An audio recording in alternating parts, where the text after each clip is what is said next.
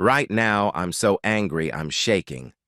I think if my wife, Sandy, walked through the door, I'd wrap my hands around her throat and choke the life out of her damn body.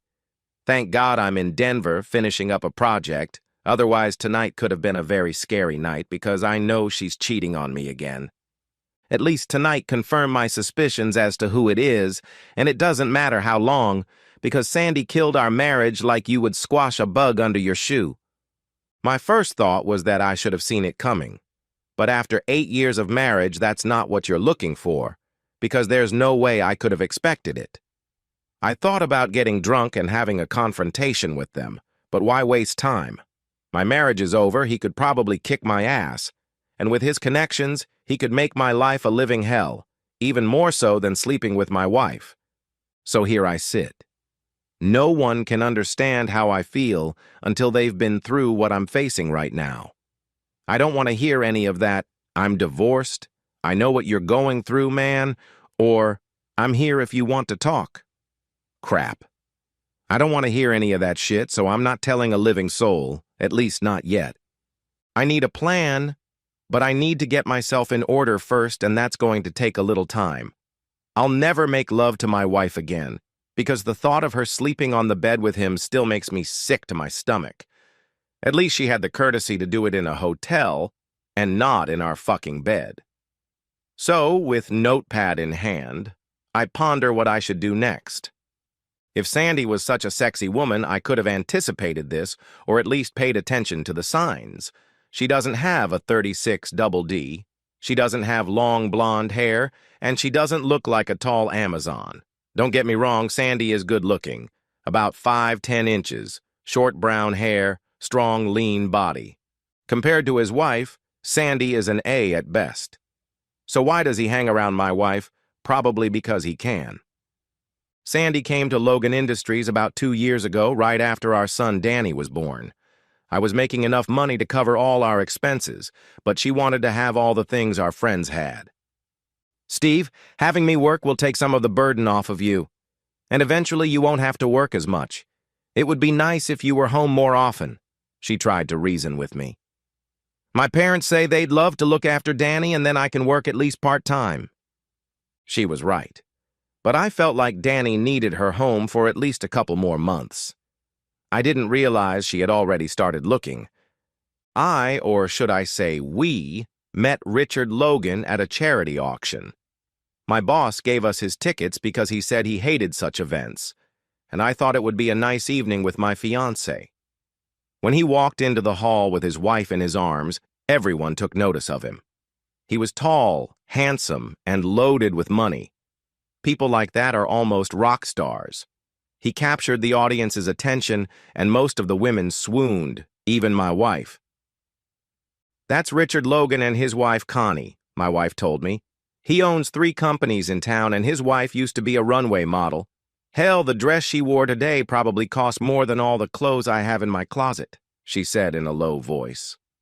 "But they're probably not as happy as we are," I replied, kissing my wife on the cheek. "Yes, of course they are happy. Isn't it nice to have that kind of money, at least for a while?" she asked. In the evening, we were introduced.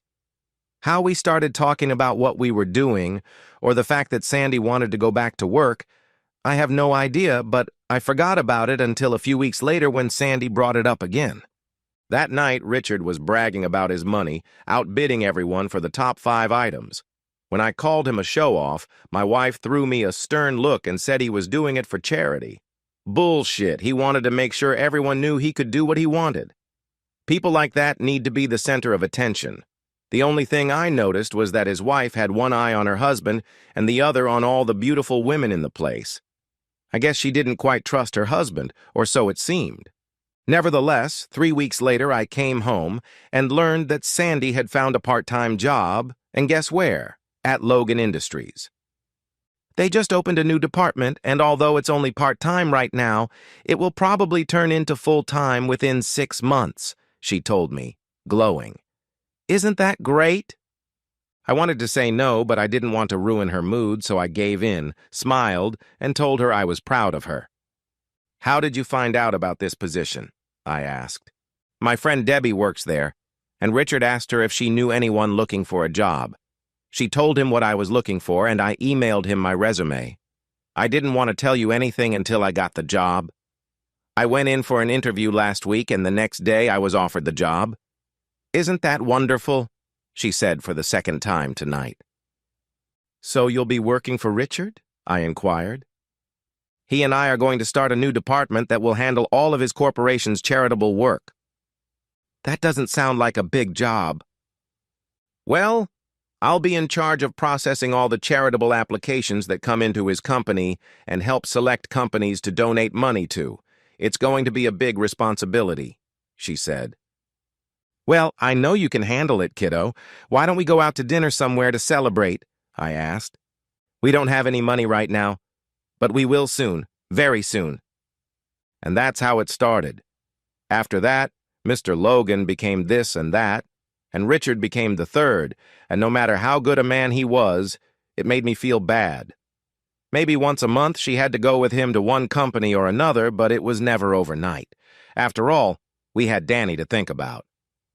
Steve, I have to leave Tuesday night next week, she said over dinner the following week. Richard wants to donate a wing to a small hospital in Alabama. Tonight we'll tour the hospital and have dinner with their board. I'll be home on Wednesday in time to pick up Danny from Mom's house, she told me. Why don't you guys fly over after dinner? I know you'll probably fly on his private jet, I asked. Mr. Logan said he doesn't want to rush the trip, and if anything else comes up at dinner, we'll need to take care of it the next morning before we leave. It will only be one night, she said, smiling at me. I didn't like it at all, but I trusted my wife. Richard would have to be a complete idiot to hit on Sandy with whatever was waiting for him at home. I told her to have a good time and to see her Wednesday night. I'll probably need some extra love on Monday night so I don't experience withdrawal on Tuesday night when you're not here, I told her, and Monday night she gave me about a week. She came back Wednesday night and gave me another dose, and I was stunned and happy. Our sex life was still good, as was my marriage, or so it seemed to me. Life went on. We had some extra money, but Sandy went out of town about every 2 months, and the holidays were creeping up on us. Silly me, I almost forgot to tell you what I do for a living because it will greatly affect what I end up doing. I work for a company that tests security systems and computer firewalls. We are approached if they want to test if a hacker can get in. I have an accounting and computer science background, so I work in a department that deals mostly with banks. A typical scenario is a board representative asks us to try to hack or disrupt a certain division. We try to hack into their computer system, gain access to certain accounts, and essentially commit a white-collar crime. About 65% of the time we succeed, and the bank usually hires us to solve their problems. The most fun I had was 4 months ago. I got a fake Panamanian passport and went to the local Bank of America branch to open an account. I met with the president of the bank, and he took great pains to show me around since I was going to deposit $20 million into his bank. I told him that I was concerned about security, and he replied that I had nothing to worry about because he explained his bank's security system in too much detail. Finally, he said I had nothing to worry about, that his bank was 100% secure. God, I love a challenge. I took all the bank details for the funds transfer and told him it would happen next week. It took me and my partner Kenny no more than 2 days to hack into and disable their computer files. I withdrew money from 4 random accounts and transferred it to a new account I opened under a company alias. I notified the person who hired us and told them in detail what we did and how we did it. Needless to say, they were impressed and immediately hired us to solve their problems. The bank president wasn't too happy when it was all over, but at least he kept his job. This is what I did for a living, and as I said, I was very good at it. Over the last 6 years, I've had about 8 aliases and all the associated paperwork.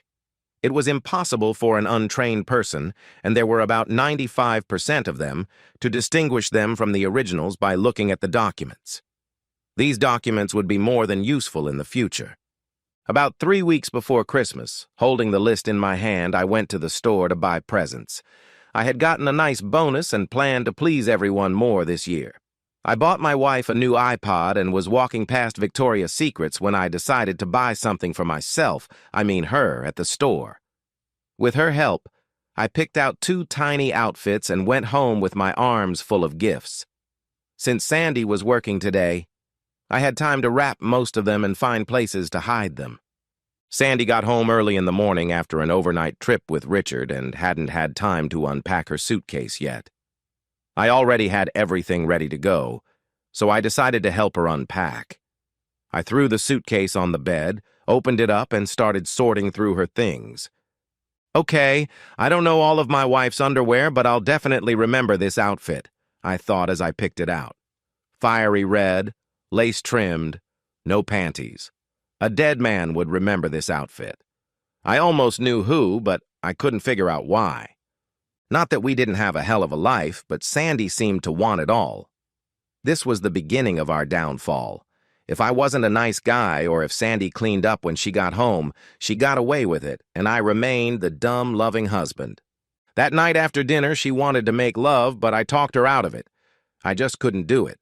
I simply said I wasn't in the mood because I had a lot on my mind. I needed more proof than laundered underwear, but not for myself, but to burn Mr. Damn Logan. Taking care of business, I called a friend of mine who had done work for our company in the past. The thing was, I was going out of town the following week to finish up my project in Denver, and I wanted him to come pick up Sandy. "Bob, I just want to know where she goes and who she goes with," I asked. "I know she's cheating on me, but I need proof." "Damn, Steve, I'm sorry to hear that. Don't worry. If anything happens, I'll know," he told me.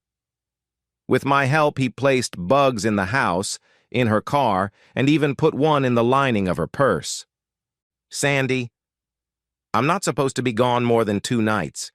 I want to finish this job before Christmas so we can have all 2 weeks of vacation," I told her. "Besides, while I'm out of town, you can buy me a Christmas present.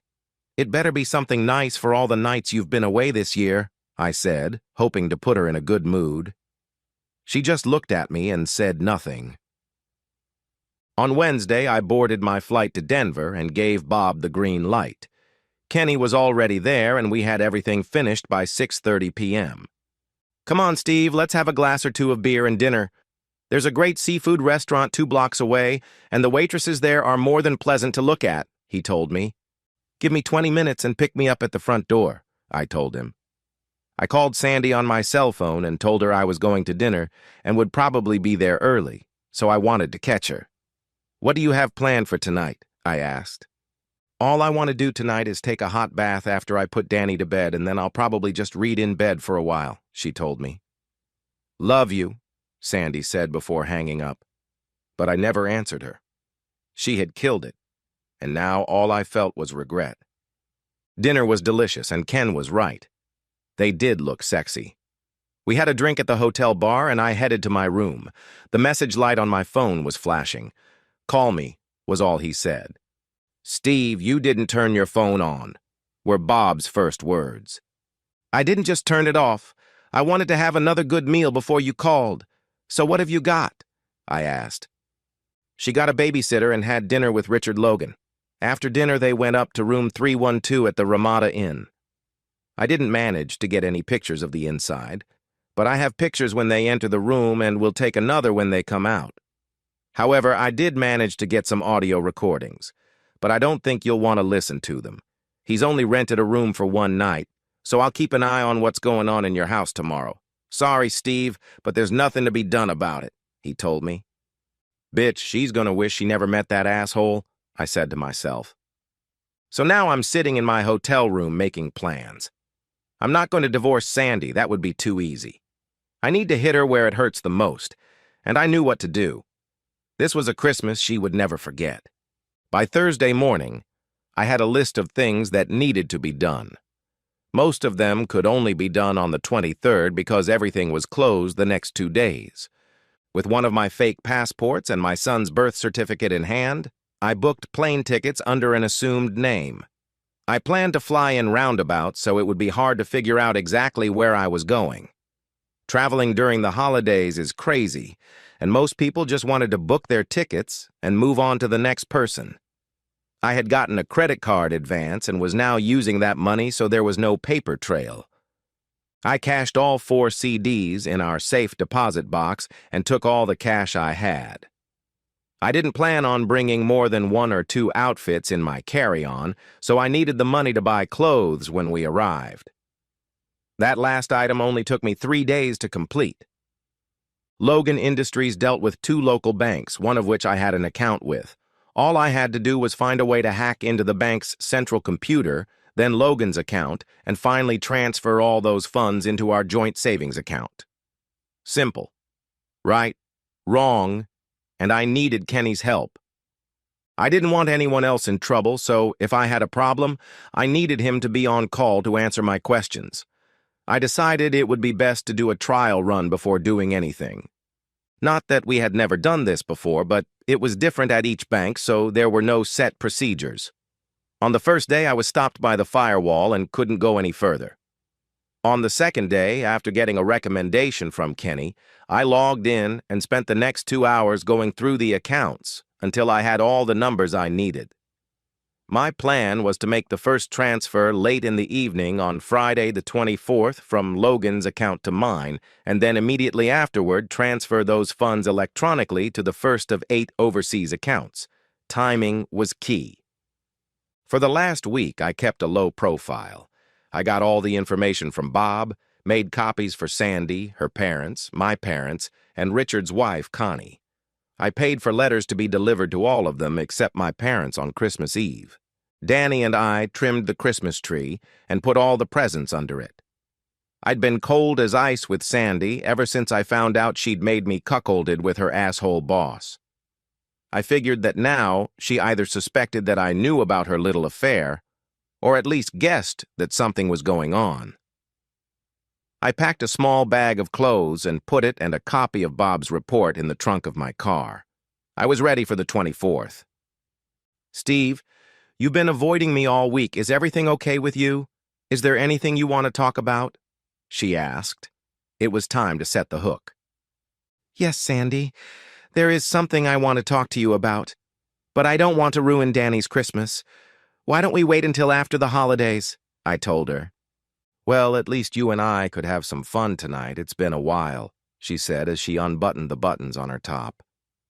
That's when I decided to get it over with and put the hammer to work, so to speak. "What's the matter? Is Richard busy tonight?" I said, turned around and went upstairs to the spare room. I closed the door, locked it, and waited. I heard a faint knock on the door but ignored it. "Steve, we need to talk. Please open the door," she begged. I'd sooner be raped by a group of Hell's Angels, I thought, trying to sleep. I guess I did fall asleep at some point, but I didn't wake up until 7 in the morning. I dragged my ass out of bed, showered, shaved, and got ready for a hell of a busy day. I needed coffee, and more of it, if I wanted to make it through the next 24 hours. By 9 o'clock, Danny was up and watching cartoons, and Sandy was making her way into the kitchen. Her eyes were red, and it looked like she hadn't slept a wink all night. I was past caring and just needed to make it to 2 o'clock in the afternoon before I started all this. "How long have you two known each other?" she finally asked. "Does it really matter, Sandy?" "I guess not." "Is there anything I can say?" she asked. "What can you say? That it was just sex, that you don't love him but only love me, and that it was a terrible mistake. I guess you could say that, and a lot more if it mattered to me. But it doesn't matter anymore. I'm taking Danny to my parents this afternoon, and I don't want you with us because you're no longer a part of us. I hope he was worth it, Sandy, but from what I see now, he's not. So if you'll excuse me, I need to load my parents' presents and get Danny dressed so we can leave," I said in my sternest tone. Once the presents were stowed in the car and Danny was dressed, I told him to kiss his mom goodbye. She had no idea what was going to happen in the next few hours, and I wasn't about to show my hand either. "When are you coming back?" she asked. "When we get back," I replied. "Are you planning on going out?" "No, I'll be here when you get back," she sobbed as I closed the door. "Where's Sandy?" Mom asked as we walked through the door. "Do you want a short story or a long story?" I said as Dad picked up Danny and headed for the tree. "She's home because she cheated on me with her boss for a long time," I told her. When the shock passed, I told her that Danny and I were leaving and would contact her when we were finally settled. "Mom, just don't ask, and I won't have to lie to you," I told her. "I'll make each of them pay for what they did, and I'll make them hit where it hurts the most. So, Mom, let's spend this day as a family because I don't know when I'll see you again." At 4 a.m., I hacked into my computer and started transferring the entire amount of money from Logan's bank account to Sandy and I's joint savings account, at least for now. By 6:30, Danny and I were already seated in the first of 3 airplanes taking us out of the country. I can only guess how many times Sandy called my cell phone before realizing I wasn't going to answer it. Sure enough, it was turned off and buried in a dumpster 2 blocks from my parents' house. Before we boarded the plane, I transferred money from our savings into my first overseas account. By early Christmas morning, they were automatically transferred to 8 other accounts. I was going to make a lot of children happy that Christmas morning. Looking at the clock, I can only imagine the shocked look on people's faces when my packages were delivered on Christmas night. After reading Bob's testimony, I realized that Connie kicked her husband so hard that he had to see a doctor to get his brains straightened out. Sandy's parents weren't thrilled with their gift either, and clearly let Sandy know what a silly donkey she was. By the time Sandy realized we weren't coming back, she had received a package with pictures, an audio recording, and a letter from me. I told her how I found out, and that I could never forgive her. "You don't deserve my or Danny's love, so you won't get it from this day forward. The house and everything else in it is yours, and you can do whatever you want with it.